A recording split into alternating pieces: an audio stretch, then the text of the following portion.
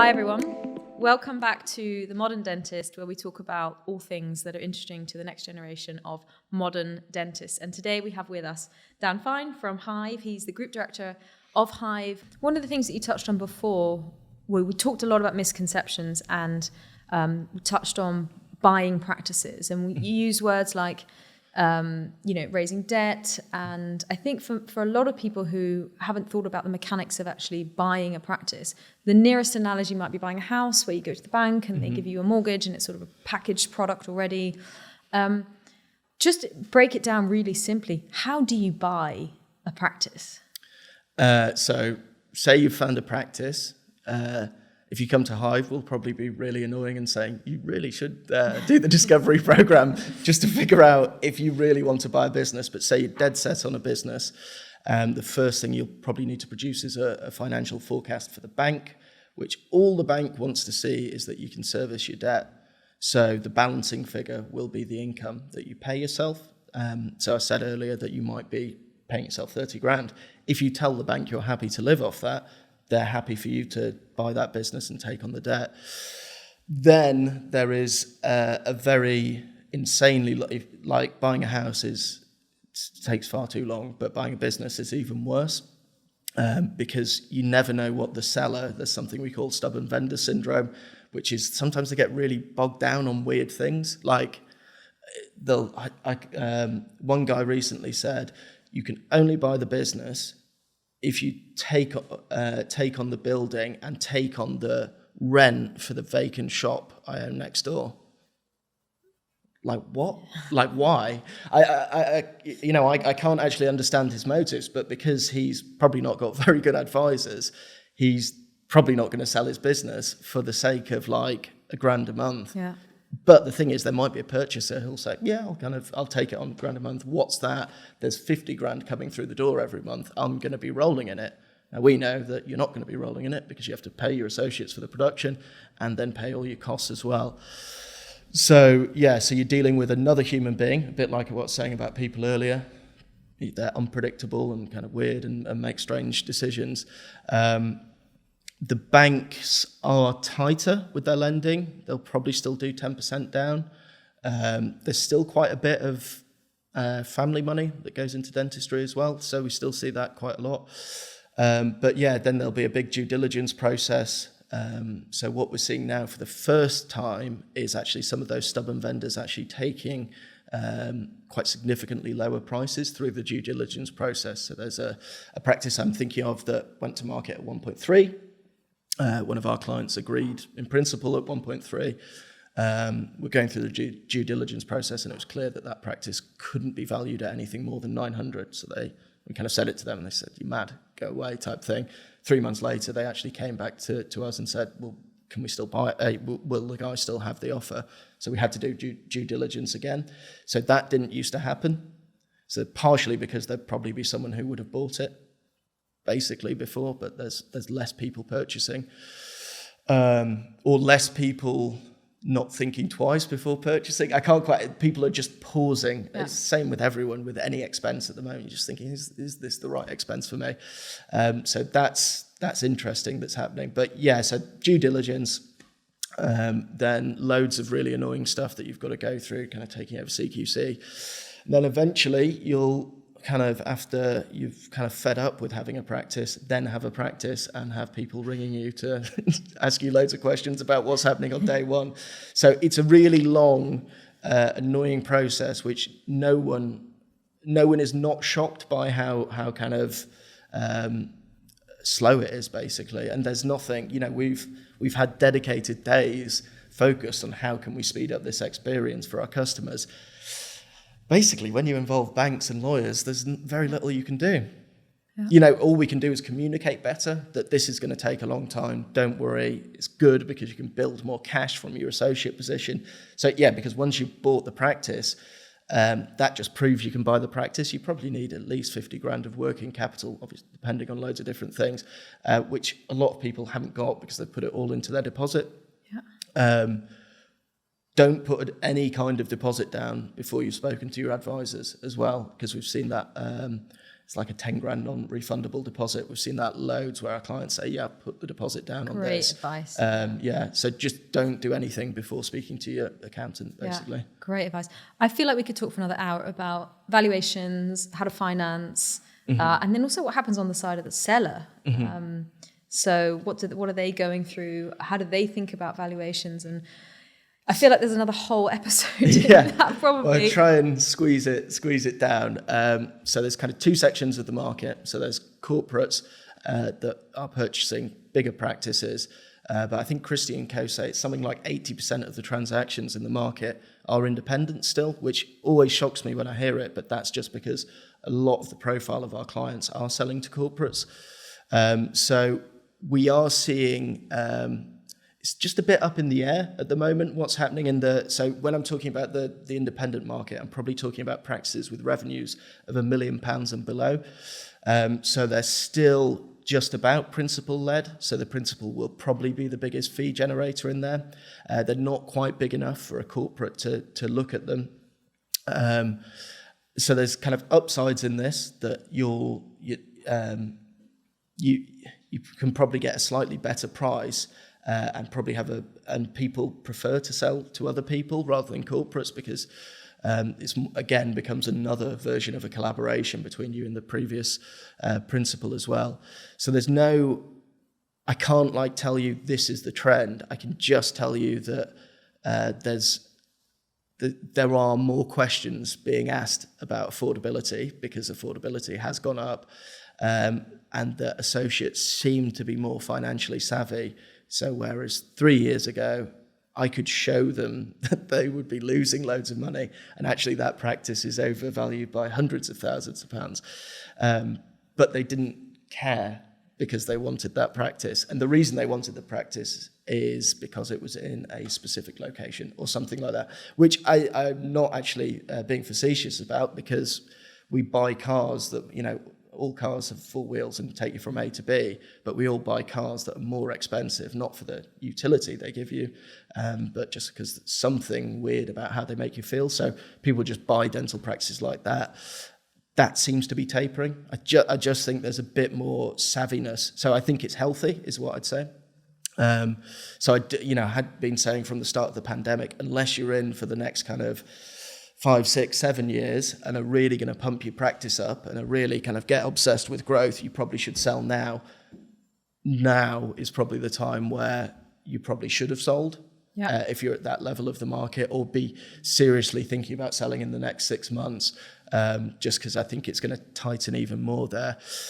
At the other end of the market, in the corporate world, dental practices are valued by EBITDA, so it's true profit after the principal's been paid, after every cost has been taken care of, obviously not tax, and they will pay you a multiple on that profit. So there's been a lot of stuff. So the multiples got to an almost all-time high probably a year and a half ago, where even... for EBITDA with £1 million, people were getting 10 times multiples. So that was kind of crazy and quite exciting. Leading up to that 8 to 9, which is still really, really good. There's been a lot in the kind of press and on LinkedIn and stuff like that of people saying, oh no, they're going to taper, it's going to go down to 6. It's not for truly good dental businesses. Number one, why would they sell at that level? Number two, I'll buy a really good associate-led dental practice for a 6 times multiple, or even 5.5 I've seen put somewhere. And basically the corporates will still buy. They're more stringent. So when Dentex first entered the market, they were still buying practices that had 800 grand revenue. Then kind of they'd been in the market for a year or two, and they'd say, why don't you go and speak to Hive and kind of pump up your revenue? And it was like $1 million plus, then it went to 1.2, and it might be a bit further than that. Not that they're valuing based off revenue, but to get their attention, for it to be worth all their legal fees and stuff like that. Because, if you think about their strategy, it's just to pump up their value for the buyout that they've just been through. So that's why they were buying kind of everything and being a bit less... they were still buying really, really good practices, but now they're strict. It has to be really, truly profitable. And of course, someone will buy you because they'll buy you at a 9 times multiple. add you into their group, and immediately it's worth a 15 times multiple. So at the kind of bigger end of the market, it's not standardized, but it's kind of more predictable just because it's completely commercial. At the other end of the market, it's kind of just less predictable. But the big thing, if you've still got dental practice, is there's a huge demand to buy dental practices and a scarcity of supply. Yep. So that will always work in your favor. It's just, if you kind of had your heart set on whatever a valuer had told you 2 years ago, don't bank on it being that today, because your costs have gone up. Yeah. And you probably haven't grown. Yeah.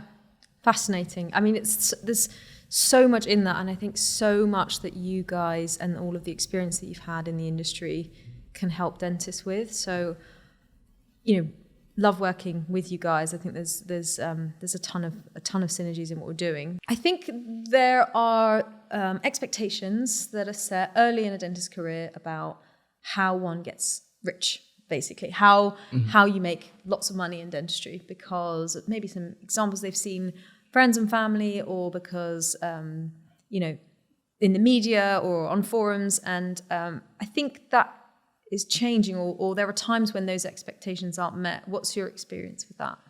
Well, firstly, if you wanted to get rich, you have chosen the right career path. Genuinely.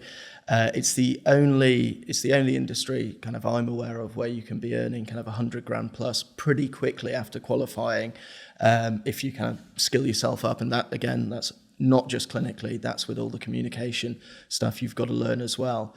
So how do you get rich as a dentist? What we do when we're appraising a new client is we ask them to break down their objectives through income. How much do you want to get paid?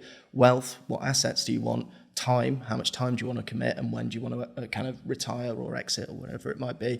And gratification, what's going to make you most happy on this journey and make it all worthwhile.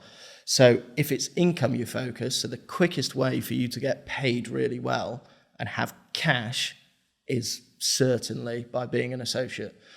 So it's really skill yourself up, work really hard, pick the brain of everyone you meet, find really good mentors, and you'll be earning really well. If you want to kind of go to the next level, getting a specialism in orthodontics, or kind of becoming an implantologist, is another massive way where you can kind of be earning like 200-300 grand. We've seen people earn quite significantly more, be working 4 days a week, 3 days a week. That's a pretty good life and a pretty good job. That's like, you might be like a regional CEO of a big advertising agency on that money, who's like quite famous in their industry, but actually in dentistry, lots of people achieve it. So if it's income you're after, I wouldn't spend it all as well. That's the other bit I'd say.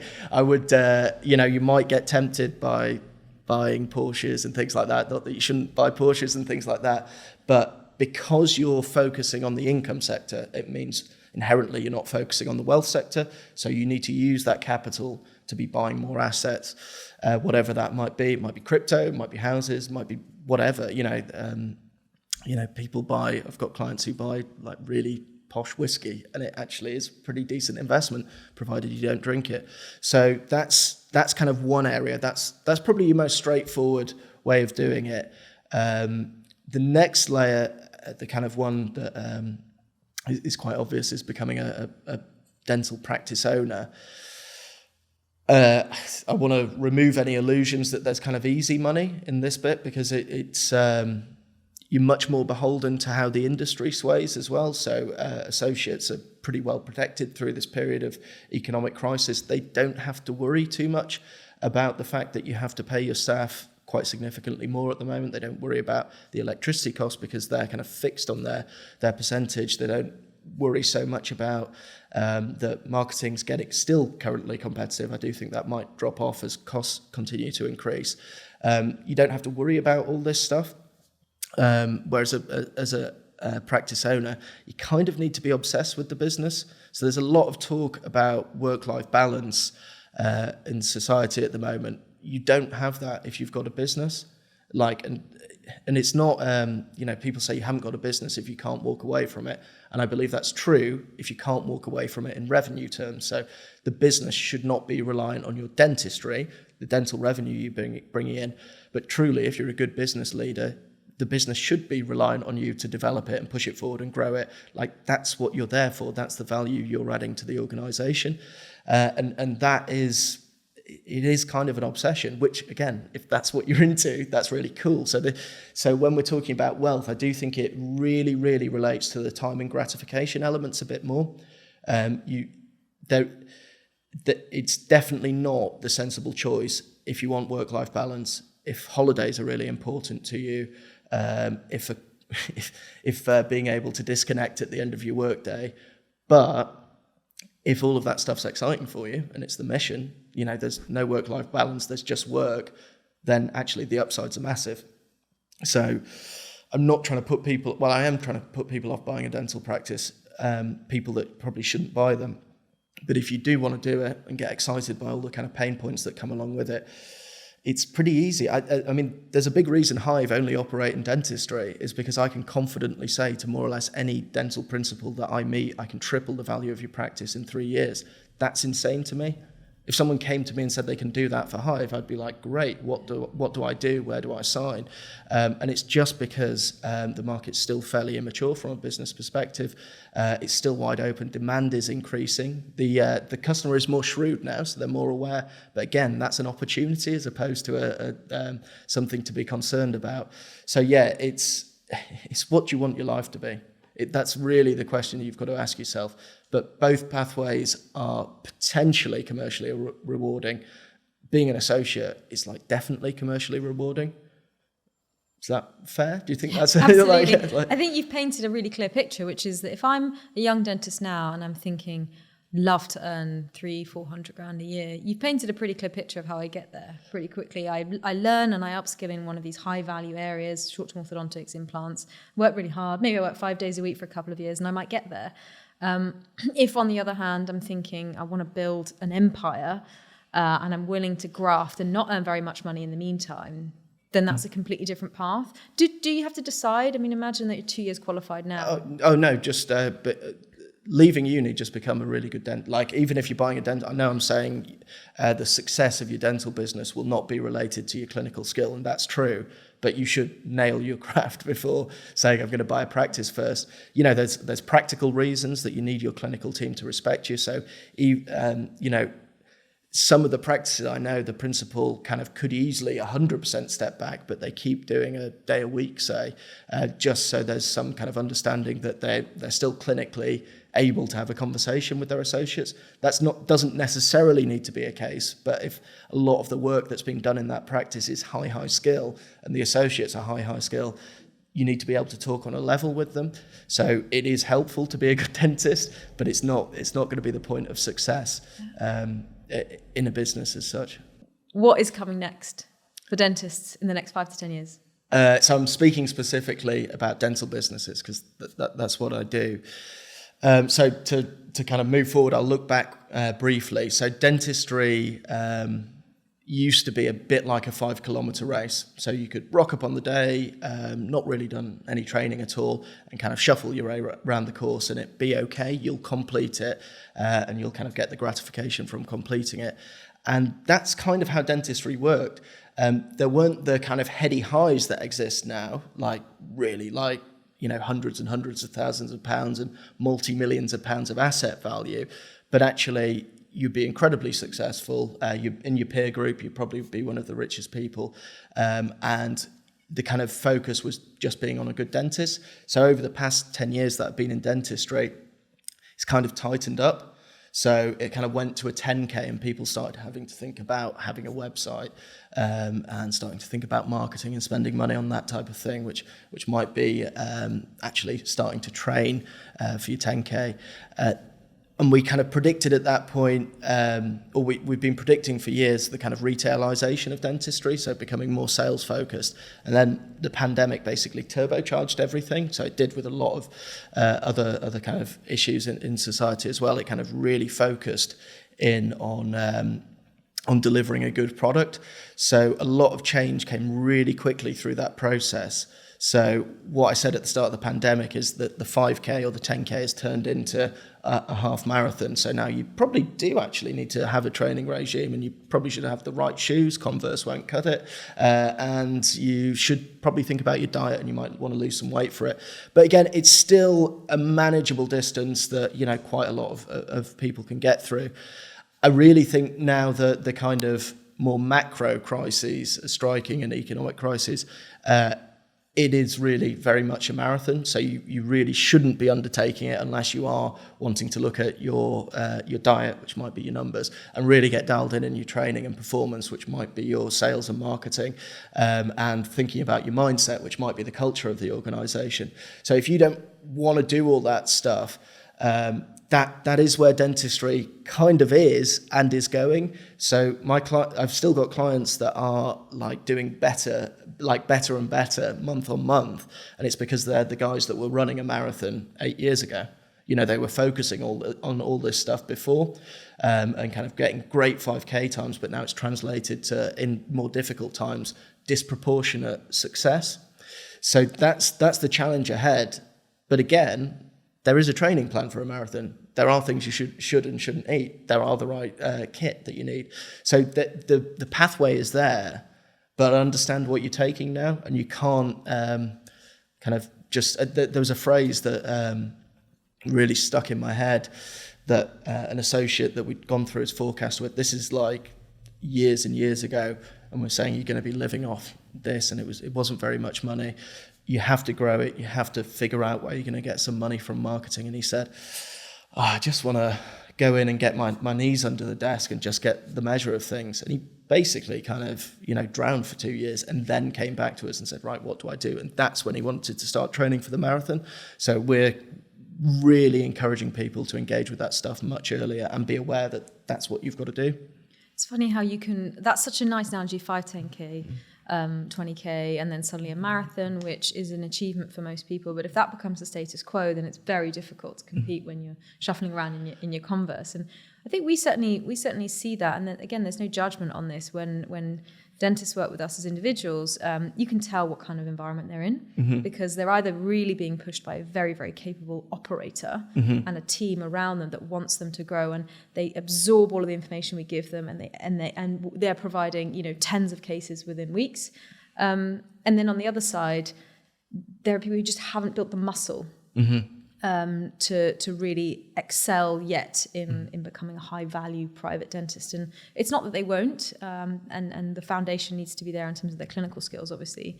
But it's nice to know that there is a path that you can go on that is relatively clearly defined, so that you don't have to discover it and figure it out yourself. Yeah, it's like simple, not easy. That's the thing. It's the discipline to actually execute, because that's literally everyone, feels really busy. So the analogy I use kind of in production terms is it's general health advice to walk 10,000 steps a day, isn't it? Which is kind of completely manageable for anyone.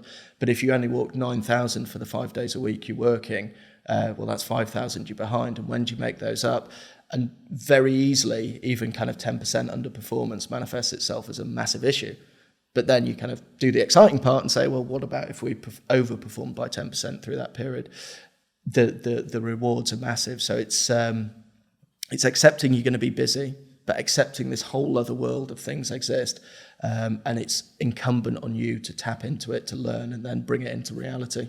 So, Dan, I just want to say thank you for an absolutely fascinating, hour or so of discussion that we've just had about everything really that a dentist who's just starting out to someone who is perhaps building a business or has already built a business should be thinking about. So thank you for coming in. It was lovely to see you. Thanks, Sonia. It's been great.